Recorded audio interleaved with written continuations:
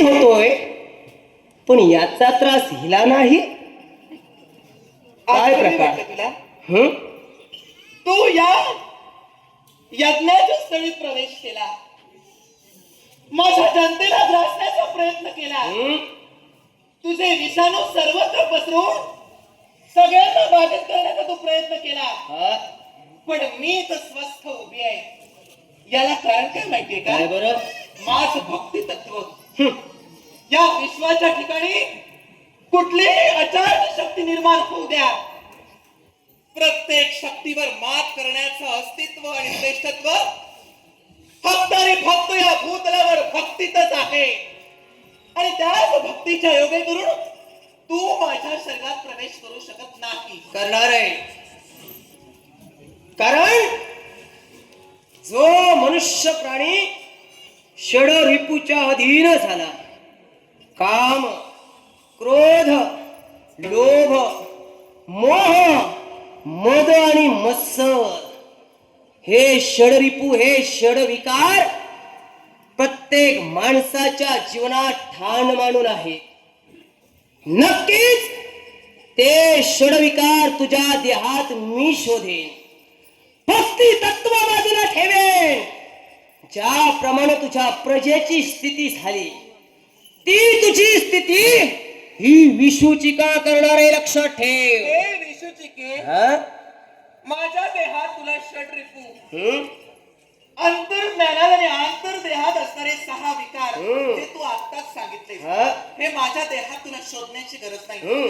अगं, या भूतलावर हा मरत मानव ज्यावेळी जन्माला आला ना, त्यावेळी जन्मताच हे विकार तो घेऊन आलाय. हा? विश्वनियंता परमेश्वरानं हे 6 विकार या मानवी देहात उपजतच निर्माण केले. पण एक गोष्ट लक्षात ठेव, काय ते? जिथं भक्ती तत्व आहे, जिथं भक्तीची मानव जात एकरूप आहे, तिथं हे षड विकार सुद्धा आपला उद्रेक करू शकत नाही. जिथं षड विकारांना स्तब्ध करणं आणि स्थिर करण्याचं सामर्थ्य जिथं भक्तीत आहे, तिथं तू माझे जरी विकार शोधलेस ना, तरी माझ्या देहात तू प्रवेश करू शकत नाही. अगं, जिथं देव देवतांना या विषुचिकेनं सोडलं नाही, हा? तिथं या सामान्य भक्तिनीला मी सोडेन, गैरसमज तुझा आहे. आणि म्हणूनच जरी आता तुझ्यात ते षड विकार नसतील असं तू म्हणत असशील, निर्माण करण्याची हिम्मत विषुचिकेच्या अंगात आहे. मुळीच नाही. कसं काय? अगं, या विश्वात भक्तीचा महिमा श्रेष्ठ आहे. हं? भक्ती कुणाशी करावी हा ज्याच्या ज्याच्या मर्जीचा प्रश्न आहे. या भूतलावर स्वतःचं अस्तित्व जर निर्माण करायचं असेल, तर परमेश्वराची सांगड घालून त्याची भक्ती करणं हेच आद्य प्रीत होय. मग तुम्ही भक्ती जी करताय, हा, ती स्वार्थासाठी की परमार्थासाठी? परमार्थासाठी. कोण असा परमार्थ? एकच. अगं, जे नवविध भक्तीचे प्रकार आहेत, हं? श्रवणम, कीर्तनम, स्मरणम, पाद्य सेवनम, दास्य, सख्य, वंदनम, अर्चनम आणि आत्मनिवेदन, हं? हे भक्तीचे 9 प्रकार आहेत. हं. या नवभद्र भक्तीच्या योगे करून प्रत्येक मरत मानव हा भक्ती करत असतो. पण भक्ती फक्त स्वार्थासाठी केली जात नाही, परमार्थ साधण्यासाठी करतात. हे असं मी म्हणते, याला कारण आहे. काय कारण? ज्या भक्तीच्या योगे करून प्रत्येक मरत मानवाला, जीवाला मानसिक शांतता मिळते. अगं, भक्तीच्या अथांग सागरात लोटल्यानंतर जिथं प्रत्येक जीवाला मानसिक अथांग शांतता आणि स्थिरता मिळते, ते भक्तीचं तत्व आणि भक्तीचं महत्व आहे. अगं, भक्ती फक्त स्वार्थासाठी नाही, तर सद्गुणांचा विकास करण्यासाठी केली जाते. याच्या मुळाशी कारण ज्या षडरिपूंबाबत तू बोलतेस ना, त्या 6 विकारातील एक म्हणजे अहंकार. अगं, अहंकारच काय, ते 6 विकार जिथं समूळ नष्ट होतात, ते फक्त आणि फक्त भक्तीच्या योगे करून भक्ती तत्व आत्मसात केल्यानंतर जिथं अहंकार लोप पावतो, सद्गुणाचा विकास होतो, ते भक्तीचं तत्व आहे. एवढेच नाही ग, सकारात्मक ऊर्जा. या जीवाच्या जीवनात जे जे संकट येतं ना, त्या संकटाचं निवारण करण्यासाठी, त्यापेक्षा ते संकट कसंही असो, त्या संकटाला सामोरं जाण्यासाठी प्रथमतः आपल्याजवळ आत्मविश्वास हवा असतो. अगं, भक्ती तत्वाच्या योगे करून आत्मविश्वास पुणित होतो. आत्मविश्वासाचं अस्तित्व निर्माण होऊन आपल्या देहात एक सकारात्मक ऊर्जा निर्माण होते आणि या सकारात्मक ऊर्जेचा योगे करून संकटाला प्रतिकार करण्याचं सामर्थ्य भक्ती तत्वामध्ये आहे. याच्याही पलीकडे जाऊन या मरत मानवात हा जो जीव जन्माला आलाय ना, प्रत्येक जीव मोक्ष प्राप्तीसाठी झटत असतो. या लोके केलेलं कर्तव्य आणि कर्तव्याचं फलश्रुती म्हणून परलोकी त्याला मोक्ष प्राप्ती व्हावी यासाठी परमेश्वराचं ध्यान चिंतन. मी असं नाही म्हणत या मरत मानवात प्रत्येक जण पापाचा धनी आहे आणि पुण्याचा सुद्धा वाटेकरी आहे. पण जरी तो पापी असला तरी त्या पापाचं निर्मूलन करून पुण्याचं संचय वाढवण्याचं सामर्थ्य भक्ती तत्वात आहे. आणि याच भक्तीच्या योगे करून परमेश्वरासमोर मोक्ष प्राप्ती मिळवण्यासाठी माझ्या मरत मानवात हा माझा जीव भक्ती करतोय. तिथं तू कसा काय प्रवेश केलास? मोह षडविकारापैकी एक जो मोह तुम्हाला जडलाय. कसला मोह? तूच म्हणालीस ही भक्ती कशासाठी? परमेश्वराची भक्ती करून भक्तीशिवाय मुक्ती नाही आणि मुक्तीशिवाय म्हणे मोक्ष नाही. अगं या मोक्ष पदाचा मोह तुझ्या सोबत या तुझ्या जनतेला जडला. त्याला मोह म्हणत नाही. षडविकारापैकी एक प्रकार. दुसरी गोष्ट, तू क्रोधानं आमच्याशी बोलतेस, अर्थात मुळीच नाही. दुसरा मार्ग तुझ्या जीवनात तू आचरणात आणलायस. तिसरी गोष्ट, मत्सर. आमच्या या कृतीनं आमच्याबद्दल तुझ्या मनात होणारा मत्सर. तीनच प्रकार मला खूप आहेत तुझ्या देहात प्रवेश करण्यासाठी. हो तीन प्रकार विषुचिकेला पुरेसे आहे. विषुचिके, मी मगा म्हटल्याप्रमाणे तुझ्या लक्षात घ्यायला हवं होतं. अगं या मरत मानव जेव्हा जन्म घेतो ना, तेव्हा जन्म घेतात उपजतच याच्यात 6 विकार असतात. हे 6 विकार तुझ्यातही आहेत, माझ्यातही आहेत आणि सगळ्यांमध्ये आहेत. पण हे 6 विकार भक्ती तत्वाच्या योगे करून स्थिर करता येतात. जर या विकारांचा उद्रेक झाला तर तू प्रवेश करू शकशील. जिथं माझे 6 विकार स्थिर आहे तिथं तू कसा काय प्रवेश करशील? उद्रेक मी निर्माण करणार. मुळीच नाही. कारण जिथं आत्मशक्ती आमची प्रबळ आहे, जिथं इथं भक्ती निर्माण झाली असताना सुद्धा विषुचिकेनं प्रवेश केला, अर्थात तुमच्या भक्तीपेक्षा श्रेष्ठ ही विषुचिका होय. पण मी जिनं देवदेवतांची दानाला लुडविली, जिच्या मातीचे कर्तव्य आहे या विश्वाचं स्थैर्य स्थिर नंदावं. जे ऋषी मुनी एखादा अपराध घडविल्यानंतर त्याला शाप देतात, तो शाप सत्य करण्यासाठी विषुचिका तत्पर होते. आणि याचं उदाहरणच तुला द्यायचं झालं, देवतातील एक घटक म्हणजे देवराज इंद्र. याच्या जीवनात भोगे पाडण्यासाठी ही विषुचिका तत्पर झाली. भगेंद्र म्हणून नावास तो आला. पण या महामारीनं जिथं देवेंद्राला सोडलं नाही, तिथं तुझ्यासारख्या सामान्य मनुष्य प्राण्याचा विचार विषुचिका करणार नाही. एवढंच नसून तुमच्याच प्रमाणे एक राजकर्ता राजा नहुष यानं अगस्त्य महामुनी यांचा अपराध केला. रागाच्या भरात महामुनींनी त्याला देखील शाप दिला आणि तो शाप सत्य करण्यासाठी ही महामारी तिथपर्यंत गेली.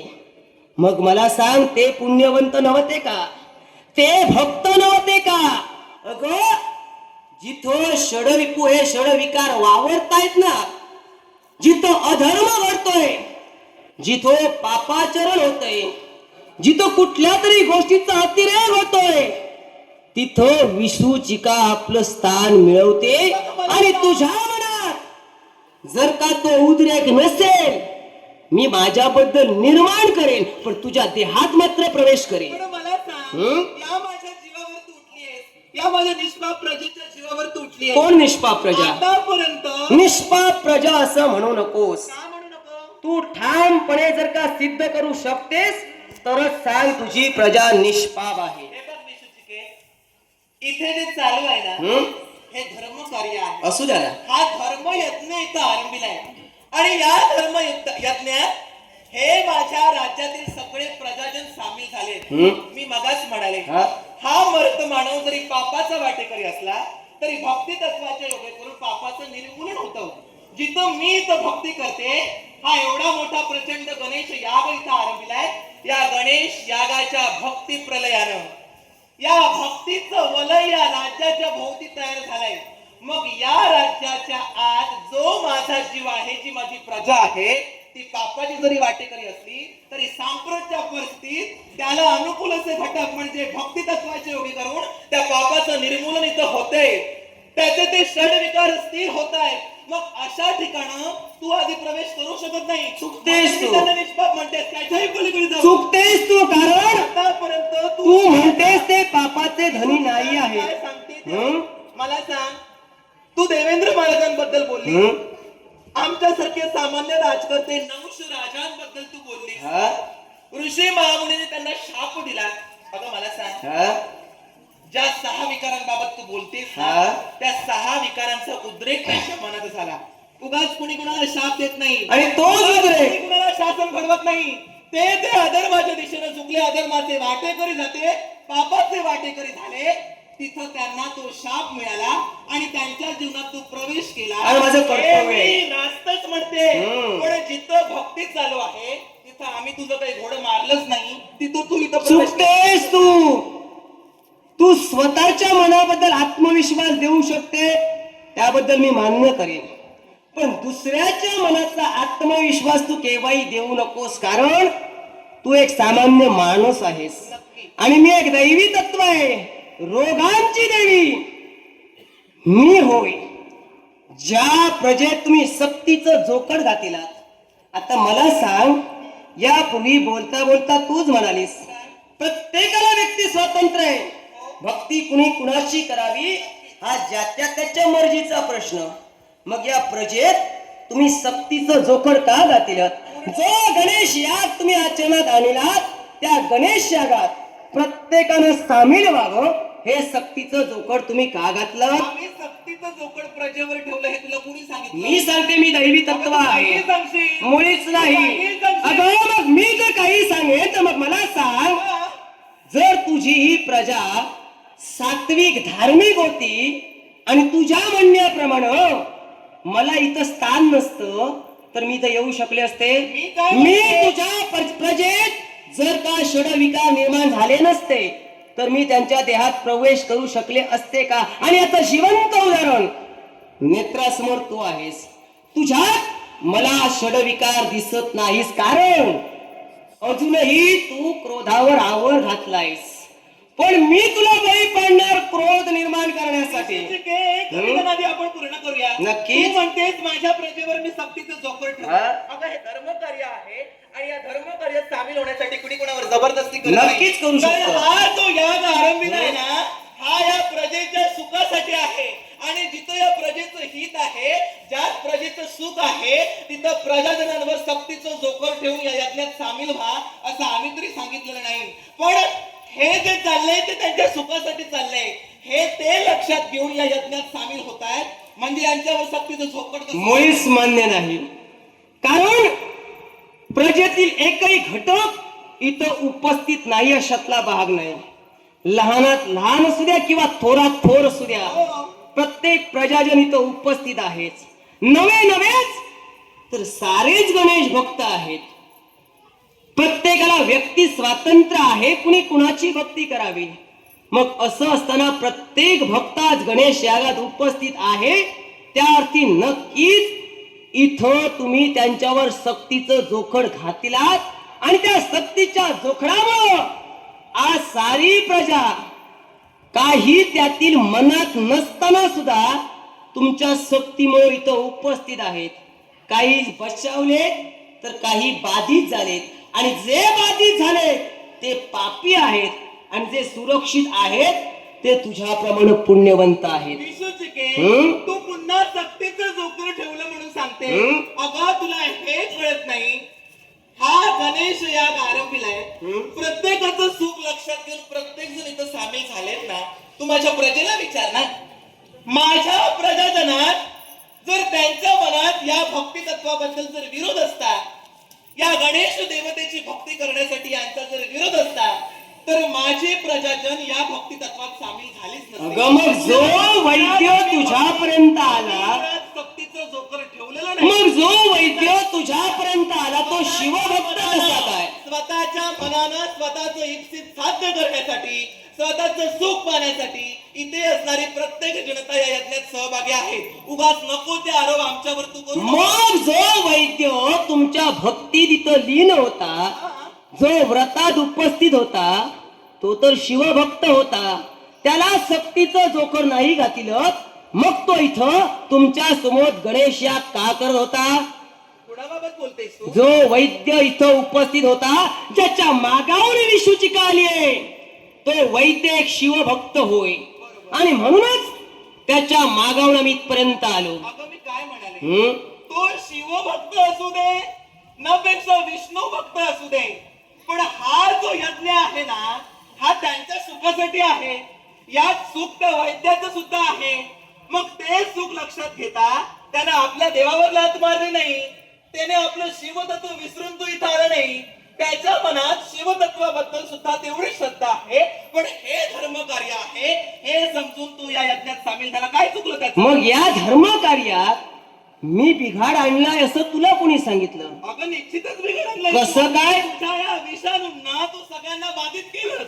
हा यज्ञ तू स्थिर केलास. मला बरोबर सांग, ना? या माझं- यज्ञात प्रत्येक गुणामुळे आला तुझ्यामुळे. मला सांग, तुझ्या यज्ञात व्यत्यय आला यात माझा दोष नव्हे. कसा काय? कारण माझं कर्तव्यच ते आहे. जिथं अधर्म अविचार आहे, जिथं अस्वच्छता आहे, जिथं माणसाच्या मनात विकार षडविकार रूपानं लपलेले आहेत, तिथं मला स्थान आहे. आणि म्हणूनच इथं प्रवेश केल्यानंतर तुमचा याग मी भंग केला नाही. नाही मी तुम्हाला भक्तीपासून वंचित केलं. तुम्हाला मी असं म्हटलं नाही, हा गणेश याग बंद करा. मी माझा भक्ष्य शोधण्यासाठी तुमच्या प्रजेत प्रवेश करत होते. राजकर्त्यानं अडविलं यात माझा दोष आहे का? अगं पण तू मला सांग, मला पुन्हा पुन्हा मुद्दे स्पष्ट करून वेळ वाया नाहीये.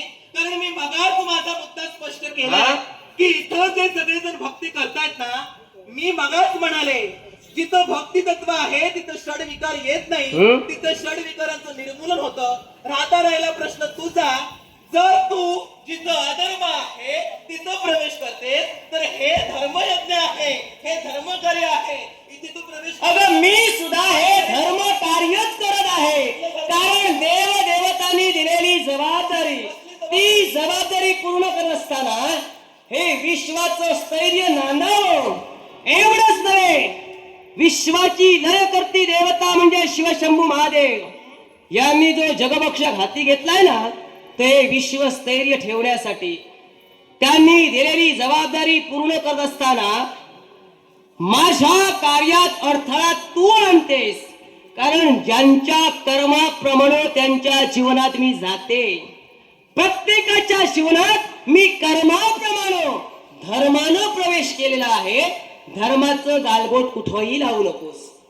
विशुचिके, हं? तू जे काही सांगतेस ते मला मुळीच पटत तुला पटत नाही त्याला माझा संबंध नाही. कारण देवतातील एक घटक आहे. तू देवता म्हटल्यानंतर मी अधर्माने वागणार नाही ही माझी खात्री आहे. आणि जर का मी अधर्माने वागत असेल तू मला पटवून देऊ शकतेस. अगं माझी ही प्रजा इथं साक्ष आहे. हं? जिथं तुझे विषाणू त्यांना बाधतायत आणि ते आता बाधित झाले. बाधित झालेत म्हणजे ते षडविकारानं बाधित आहेत. नाही, कसं काय नाही? कसं नाही ते मला सांग. मगाच म्हणाले की माणूस जन्मताच षडविकार घेऊन येतो. म्हणजे षडविकार प्रत्येकाच्या अंगी आहेत. पण प्रत्येकाच्या अंगी जर षडविकारांचा उद्रेक झाला तर तू प्रवेश केला. मग त्यांच्या मनात तो उद्रेक झाला म्हणून मी प्रवेश केला. मुळीच नाही. लक्षात ठेव, जर का तो उद्रेक तुझ्या मनात असता तर मी तो तुझ्या मनात जीवनात केला असता. पण अद्यापही लक्षात ठेव, जिथं मी तुझ्या जीवनात प्रवेश केला नाही तिथं ते षडविकार तुझ्यात नाहीत. कारण तू मनावर स्थैर्य ठेविलस. पण ते स्थैर्य तुझ्या प्रजेच्या बाबतीत नव्हतं म्हणून मी प्रवेश केला. माझ्या प्रजेच्या बाबतीत असा प्रकार घडला, माझ्या बाबतीत तो प्रकार घडला हम्म. नाही. याला कारण आहे, काय कारण? ज्यावेळी तू इथं प्रवेश केला त्यावेळी माझी सारी प्रजा तुझं हे रूप पाहिल्यानंतर भयभीत झाली. प्रत्येकाच्या मनात भीती निर्माण झाली. परमेश्वराचं नामस्मरण जे सुरू होतं ना ते क्षणार्धात बंद झालं. पण ज्या माझ्या भक्ती तत्वावर माझा विश्वास आहे त्या माझ्या भक्तीचं आणि माझ्या देवाचं नामस्मरण सातत्याने माझ्या मुखात सुरू होतं. म्हणून तू माझ्या शरीरात प्रवेश केला नाही. जिथे माझी प्रजा भयग्रस्त झाली त्यानं नामस्मरण बंद केलं तेव्हा तुझी त्यांना बाधा झाली. अजून ते सुखरूप आहे, जीवितहानी झालेली नाही. मी करणार आहे. हे माझ्या भक्ती तत्वाचं प्राबल्य आहे. आणि मगाच तू म्हणालीस तुझं देवतत्व आहे. तुझ्या जीवनाचं रहस्य तुला माहिती आहे? मला सांग, तुझं तत्व कशापासून निर्माण झालं? अगं विष्णू म्हणजे वैकुंठीचा नारायण महाविष्णू. या महाविष्णू पासून योग माया, योग मायेपासून षडरिपू म्हणजे हे 6 विकार, काहीच नाही. आणि या 6 विकारापासून जी जन्माला आली ती ही कर्कटी ब्रह्मदेवतेची भक्ती करून इच्छित वरदान प्राप्त करून विषुचिका नावास प्राप्त झाली. आणि देवतांनी हाती दिलेलं कर्तव्य म्हणजे माझ्या महामारीद्वारे देव कार्यात सहभाग आम्ही दर्शवावा. ज्याप्रमाणे देवतांनी मार्गदर्शन केलंय त्याप्रमाणे धर्माचं कार्य जीवनात हाती घेऊन त्या धर्माचं पालन करत आम्ही कर्तव्य करतोय. अद्याप देखत विषुचिकेनं कुठलाही अधर्म केला नाही. विष्णूचिके, तू विष्णूची योग माया, वैकुंठीचे स्वामी महाविष्णू यांची तू योग माया ना. मला सांग, तू आताच म्हणते देवतांनी तुझ्यावर जबाबदाऱ्या दिल्या. खरंच का ग देवतांनी तुझ्यावर जबाबदाऱ्या दिल्या? मग कोणी दिली तुला असं वाटतंय? मला हा तुझा मुद्दाच पटत नाही. अगं देवतांनी जर तुझ्यावर जबाबदारी दिली असती ना तर हे माझी जनता ही काही खोडी नाहीये. देवाचं स्मरण करतायत, मग मला सांग, देवाची भक्ती करतायत. ज्या देवाचं भजन पूजन कीर्तन भक्ती तत्व ही माझी प्रजनन करतायत त्या देवांनी तुला सांगितलं आमच्यावर उद्रेक करायला. मला सांग, काय? हे विश्व निर्माण कुणी केलं? कुणी केलं? नाही तू सांग आता, तू सांग आता. कारण मी म्हटलेल्या गोष्टीवर तुझा विश्वास जर का नसेल, तू ते स्पष्ट करून सांग. मी म्हणाले ना कुठल्या देवतांनी माझ्यावर हे कर्तव्य का दिलंय? का? हे विश्वाचं स्थैर्य नांदावं. जे ब्रह्मदेव या विश्वात उत्पत्ती करतायत हा, त्याचं पालन महाविष्णू करतायत. नक्की. पण जेवढं निर्माण होतंय तेवढं नष्ट होणं गरजेचं आहे. फक्त उत्पत्ती केली म्हणून नाही. जर का ब्रह्मदेव उत्पत्ती करत राहतील तर या विश्वाचं स्थैर्य केव्हाही नांदणार नाही. आणि म्हणून तो संहार करण्याचं कर्तव्य भोलेनाथांनी हाती घेतलं. आणि त्या संहाराचं कार्य हाती घेतल्यानंतर फक्त माझ्याजवळच नाही ग, अनेकांजवळ जबाबदारी दिली आहे. फक्त मी त्याची वाच्यता करणार नाही, मी माझ्या पुरतं बोलणार आहे. अगं पण जिथं देव कार्य सुरू आहे तिथं जाऊन तू त्यांना बाधा आणावी असं तुला शिवशंभू प्रत्येकाच्या कर्माची फळं आहेत. काहीतरी जसं आपल्या जीवनात आपण कर्म करतोय त्या कर्माचं फळ प्रत्येकाच्या जीवनात मिळतंय. या तुझ्या भक्तीत खंड मी पाडला नाही. तूच म्हणालीस माझं हे रुद्र स्वरूप पाहिल्यानंतर तुझ्या प्रजेच्या मनात भीती निर्माण झाली आणि त्या भीती पोटी त्यांनी भक्ती बंद केली. मी भक्ती बंद करायला सांगितली नाही. एक गोष्ट लक्षात घे, तू अधर्माचा नाश करण्यासाठी इथं आली असशील. अधर्माचा नाही, काय? अधर्माचा नाश करण्यासाठी मुळीच नाही, धर्माचं पालन करण्यासाठी माझी पावलं पडली. धर्म अधर्म काय पालन करण्यासाठी जर तू इथं आलीस तर हे धर्मकार्य आहे तो का मला आणते? कारण त्यांच्या जीवनात माझा उद्रेक आहे म्हणून मी आले. न पेक्षा त्यांच्या जीवनात जर का माझं स्थान नसतं मी केव्हाही आले नसते. अगं, ते तू पटवून देऊ शकत नाही, मी ते पटवून अगं दिले. पण का देऊ शकत नाही? मी उदाहरण जिवंत तुझं ठेविलंय. हा. जिथं तू भक्तीत खंड पाडला नाहीस, तुझ्या देहात प्रवेश मी केला नाही, अद्याप तुझ्या नेत्रासमोर उभी आहे. पण ज्यांनी भक्तीत खंड पाडला त्यांच्या मनात जो उद्रेक होता त्या प्रत्येकाच्या उद्रेकाप्रमाणे मी त्यांच्या देहात प्रवेश केलाय. आणि तो सुद्धा धर्मानं केलाय. जिथं जिथं भक्ती होती तिथं तिथं मी प्रवेश केला नाही, जिथं भक्ती नव्हती तिथं प्रवेश केलाय. अगं, जिथं हा यज्ञ इथं उद्ध्वस्त झाला हम्म. त्याचा विध्वंस तू केला मी केला त्या नाही. माझ्या जनतेला तू मी तुझ्या यज्ञाचा विध्वंस केला नाही. आणि त्याच्याही पलीकडे जाऊन तू महाविष्णूची योगमाया म्हणून सांगते मी योगमाया नाहीये. योगमायेचं मी योग माया नाही, लक्षात ठेव. योग मायेचा अंश होय. योगमायेचा अंश म्हणजे योग मायेचा अंश म्हटल्यानंतर कर्तव्य बदलतं, हे आधी लक्षात ठेव. अगं पण तू योगमायेचा अंश असली हम्म. तरी ती योगमाया झाली ना. योगमायेचं स्वरूपच आहे. मग तू सुद्धा आदी मायेचं स्वरूप आहेस. मग आदी मायेचं स्वरूप हिला धर्म अधर्म समजत नाही, दैवी शक्ती समजत नाही. नक्कीच तू कुठंतरी कमी पडतेस. मला धर्मकार्य समजत नाही. नाही समजत, मी तरी म्हणेन, कारण हे दैवी तत्व आहे. हे दैवी तत्व आहे. मला सांग, आतापर्यंत दैवी तत्वानं अधर्मानं वाटचाल केली आहे? समजलं नसेल. दैवी तत्वानं अधर्मानं वाटचाल केली आहे का? मुळीच नाही. नाही ना. मग मी का करू शकेन? मी माझ्या जीवनात अधर्म केला नाही, धर्म कसा केला हे तुला समजावून मी सांगितलंय. अगं तू जर विष्णूची योगमाया आहेस, योगमायेचा अंश आहेस, तर योगमायेचं कर्तव्य काय? ज्यावेळी वैकुंठीचे महाविष्णू क्षीरसागरात योग निद्रेच्या अधीन जातात, देव कधी झोपत नाही. पण योग निद्रा म्हणजे ही एक प्रकारची योग साधना आहे, जी योग साधना देवतत्व करत असतं. मग वैकुंठीचे स्वामी ज्यावेळी क्षीरसागरी योग निद्रेच्या अधीन जातात, त्यावेळी त्यांच्या गैरहजेरीत विश्वाचं पालन करणं, स्थिर ठेवणं, स्थित्यंतर ठेवणं आणि त्याच्यावर नियंत्रण ठेवणं हे योगमायेचं कर्तव्य. जिथं तू तुझं नियंत्रण गमावून बसलीस तिथं तू आमचं मी प्रथमच तुला म्हटलंय, मी योगमायेचा अंश असल्यामुळं योगमायेचं कर्तव्य वेगळं आहे, माझं कर्तव्य वेगळं आहे. जे विश्वस्थैर्य नांदावं यासाठी भोलेनाथांनी केलेलं मार्गदर्शन तुला मान्य असो किंवा नसो, मी दैवी तत्व आहे. माझ्या जीवनात काय प्रलय घडला हे मला माहित आहे. तू तुझी बाजू मांडण्यासाठी खोटं कथा सांगून माझी मुळीच नाही. मग मला सांग, पण जिथं दैवी तत्व खोटं शक्तीचं थांब. आहे तिथं अधर्म प्रवेश करू शकत नाही. तिथं तुझ्यासारखा विकारच का? मग मला सांग, देवाच्या पाठीवर कुठली हा विकार अधर्म आहे असं तुला कोणी, हा विकार अधर्म आहे असं तुला कोणी म्हटलं? तू आता अधर्मच करतेस ना. कसा काय? अगं मगापासून तेच स्पष्ट करून ते नको सांगूस. तू म्हणतेस मी अधर्म करते, मी धर्म कोणत्या प्रकारे करते हे मी तुला कथन केलंय. मला पटलं. दुसरी गोष्ट तू म्हणतेस मी खोटं बोलते. तुझ्या जीवनात कुठल्या देवतेनं असत्य घडविलं, खोटं बोललंय? मला जरा प्रश्न कर. आतापर्यंत माझ्या देवतत्वावर माझा विश्वास आहे. होय ना? देवतत्व जे करतं ते अधर्मासाठी करत नाही हे तरी मला ज्ञात आहे. म्हणूनच तर हा मरत मानव देवाची भक्ती करतो ना. अगं चुकतो तो मानव आणि न चुकीतो देव.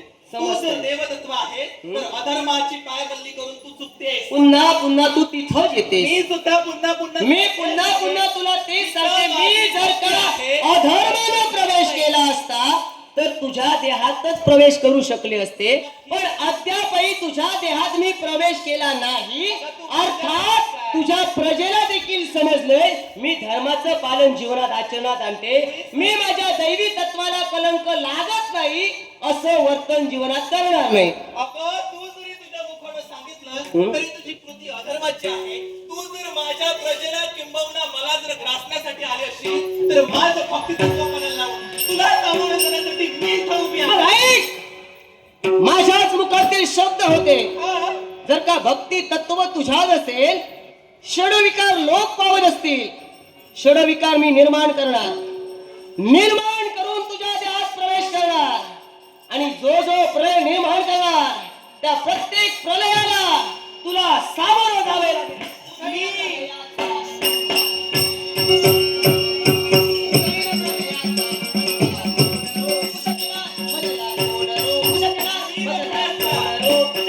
भक्ती तत्व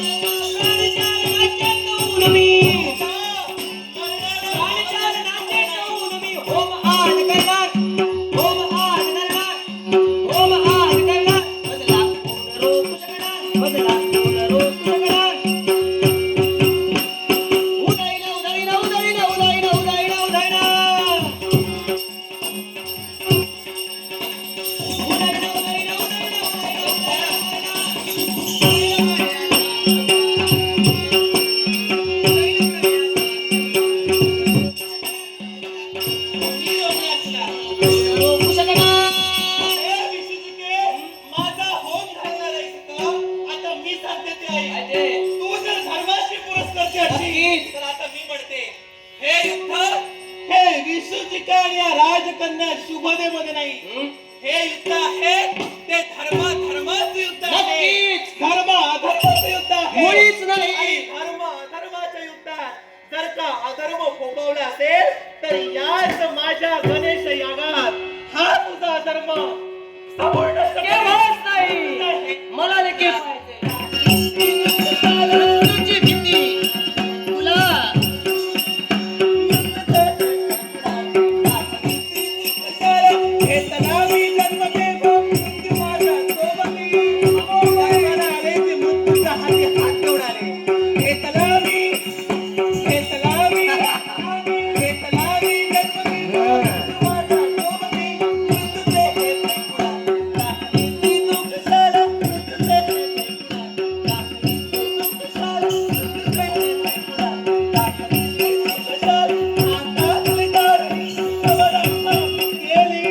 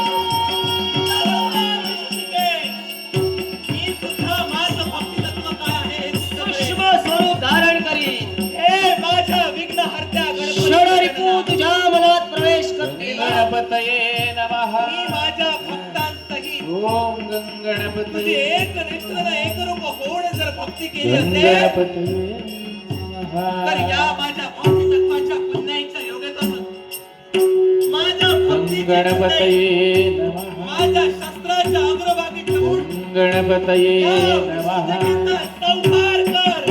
गणपतये नमः.